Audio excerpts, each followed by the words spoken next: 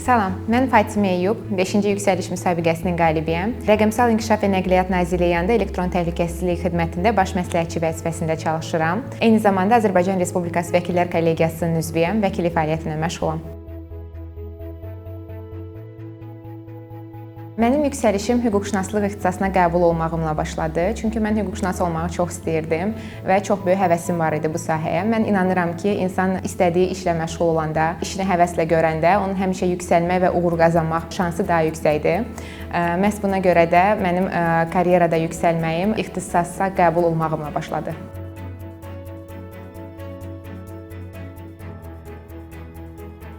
Mən məktəbdə və universitetdə təhsil alanda əlaçı olmuşam. Buna görə də uğursuz olmaq məni qorxuzurdu.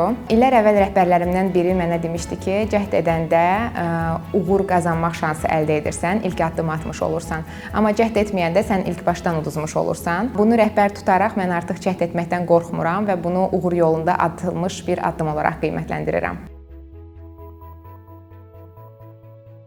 Mən daha əvvəl yarımfinal və final mərhələlərində iştirak etməmişdim və yarımfinal və final mərhələlərinin əvvəlki iştirakçılarından fərqli fikirlər səslənirdi ki, həmin mərhələlərdə ekstra aktiv olmaq lazımdır, çox səsini, sözünü, fikrini çatdırmağa çalışmaq lazımdır, bəzən söz kəsmək lazımdır və s. Və mən final mərhələsində bir komandamla tapşırığın üzərində işləyəndə fikrimi çatdırmaqda çətinlik çəkdim. Həmin o an mən qərar verməli idim, ya həmin o səslənən fikirlərə uyğunlaşmalı və fikrimi çatdırmaq üçün süni fəallıq sərgiləməli, söz kəsməli idim, ya da ki, olduğum kimi davam etməli idim.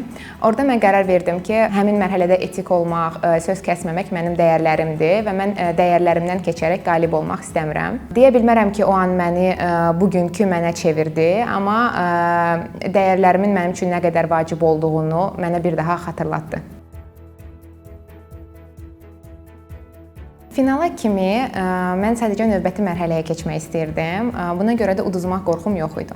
Amma finala keçəndən sonra hamı kimi artıq qalib olmamaqdan narahat olmağa başladım və bu həyəcan yaradırdı o his. Amma həyəcan heç də həmişə mənfi his deyil.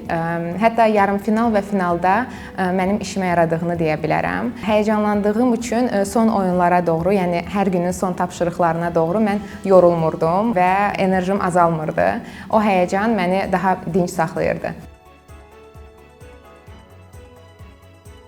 Yüksəliş sevdiyiniz işi görməkdən və özünüzə inanmaqdan başlayır. Yüksəliş sizinlə davam edir.